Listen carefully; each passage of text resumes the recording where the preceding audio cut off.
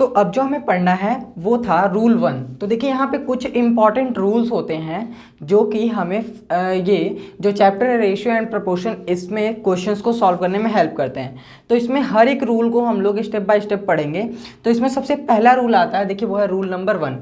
अब ये होता क्या है, तो if any 4 numbers are in proportion like a/b proportional to c/d, then means कि कोई भी 4 नंबर है जो कि रेशियो के फॉर्म में दिए हो और वो आपस में प्रपोर्शनल है, मीन्स इक्वल है रेशियो, तो ऐसे क्वेश्चंस में हम कैसे सॉल्व करेंगे।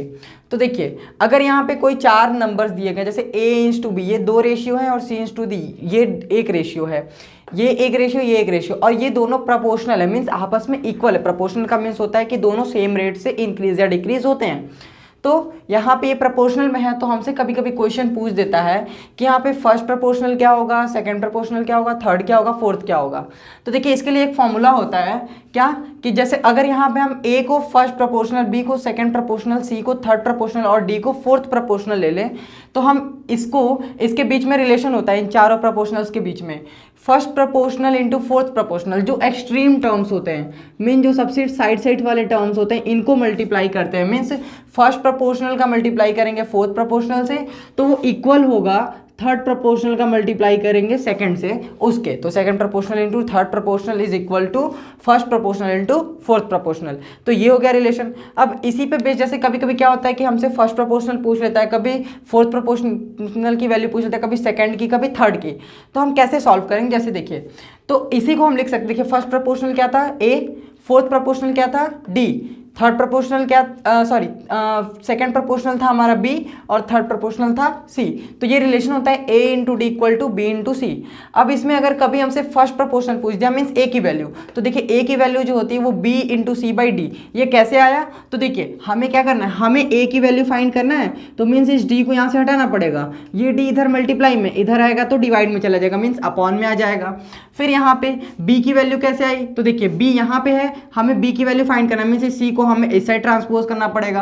तो जब भी कोई नंबर लेफ्ट हैंड साइड से राइट हैंड साइड में जाए या राइट हैंड साइड से लेफ्ट हैंड साइड में जाए, तो वो जो भी साइन होता है उसका अपोजिट हो जाता है। तो यहाँ पे मल्टीप्लाई है तो यहाँ आएगा तो डिवाइड में हो जाएगा, तो ये a into D by C हो जाएगा। तो देखिए b is equals to a into D by C. इसी तरीके से अगर हमें d की वैल्यू फाइंड करनी है तो हम a को इधर ट्रांसपोज कर देंगे और ये इधर मल्टीप्लाई में है तो इधर आएगा तो डिवाइड में चला जाएगा। सेम इसी तरीके से अगर c की वैल्यू फाइंड करनी है तो ये जो c की वैल्यू होगी वो फाइंड करने के लिए इस b को हम इधर भेज देंगे, तो ये a into D by B इस c की वैल्यू हो जाएगी। अब इस पे बेस्ड कुछ क्वेश्चंस को देख लेते हैं। तो देखिए क्वेश्चंस बेस्ड ऑन रूल 1, ये जो रूल 1 है इस पे बेस्ड जो क्वेश्चंस है, देखिए जैसे ये 4 नंबर्स होते हैं यहाँ पे प्रपोर्शनल में, यहाँ पे भी एक कोई नंबर रहा होता लेकिन वो नंबर हमें पता नहीं है, मीन्स हमें फर्स्ट प्रपोर्शनल की वैल्यू फाइंड करनी है। तो देखिए फर्स्ट प्रपोर्शनल क्या होता है, तो फर्स्ट प्रपोर्शनल हमारा a है, तो हम इसके लिए क्या लिखते हैं, देखिए तो इसके लिए a की वैल्यू जो होती है वो b into C by D, यहाँ से हमने फॉर्मूला लिखा। अब यहाँ पे अगर हम देखें तो ये a है, ये b है, ये c है और ये d है। यहाँ पे इन वैल्यूज़ को पुट कर देंगे, a की वैल्यू हमें चाहिए तो b की वैल्यू क्या दिया हुआ है 190 इंटू सी की वैल्यू 840 और अपॉन में d की वैल्यू 40, 0 से 0 कैंसिल हो जाएगा, 4 से इसको कट करेंगे तो 21 टाइम्स में। अब 190 का मल्टीप्लाई कर देंगे 21 से, तो देखिए रफ में कर लेते हैं, 190 मल्टीप्लाइड बाई 21, तो 1 0 जा 0, 1 9 जा 9, 1 1 जा 1, 2 0 जा 0, 2 9 जा 18, कैरी आया 1, 2 1 जा 2 प्लस 1 3, तो ये 0 9 9 3। तो इसका आंसर क्या आया, तो इसका आंसर आ गया 3990। तो यहाँ पे कौन सा नंबर होना चाहिए था, यहाँ पे जो नंबर होना चाहिए था वो था 3990, और अगर हम ऑप्शन में देखें तो हमें ऑप्शन नंबर सी इसका करेक्ट आंसर देखने को मिल रहा है। तो ये तो हो गया हमारा फर्स्ट क्वेश्चन का सॉल्यूशन। अब चलते हैं सेकंड क्वेश्चन पे। तो देखिए सेकंड क्वेश्चन को कैसे सॉल्व करेंगे, अगर देखिए तो यहाँ पे तो ये रेशियो में दिया हुआ था, बट यहाँ पे तो ये फ्रैक्शन में आ गया।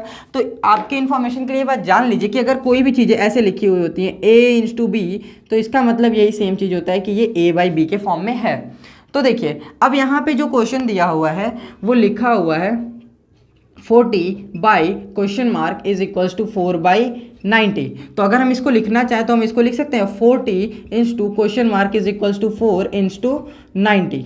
तो अब अगर हम नोटिस करें तो यहाँ पे देखिए ये फर्स्ट प्रपोर्शन a, ये बी, ये सी और ये डी। हमें किसकी वैल्यू चाहिए? तो हमें वैल्यू चाहिए बी की, तो हम ये वाला फॉर्मूला यूज़ करेंगे। तो देखिए फॉर्मूला क्या दिया हुआ था, formula B is equal to A into D by C दिया हुआ है। अब ए की वैल्यू क्या है 40 इंटू डी की वैल्यू 90 और बाई में सी मीन्स 4। तो ये 10 टाइम्स में कैंसिल और 90 में 10 से मल्टीप्लाई करेंगे तो 900 इसका आंसर आएगा।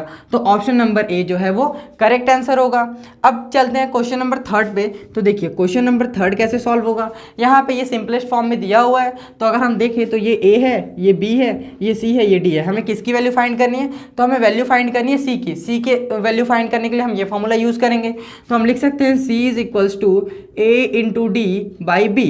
ए की वैल्यू 3 इंटू डी की वैल्यू 64 बाई बी की वैल्यू, तो ये 4 से करेंगे तो 16 4 जा 64 और 16 3 जा ये हो जाएगा 48। तो यहाँ पे हमें option number D 48 correct answer देखने को मिला। तो आई होप कि आपको ये जो एक सबसे पहला जो रूल है वो आपको समझ में आ गया, क्योंकि देखिए स्टार्टिंग की चीज़ें अगर आ गई तो बाद की चीज़ें भी आपको इजीली आ जाएंगी। तो आपको ये जो रूल है ये आना जरूरी है, और जहाँ तक मुझे लगता है कि ये बहुत ईजी है, आपको आ चुका होगा। अब चलते हैं हम लोग नेक्स्ट वाले रूल पे।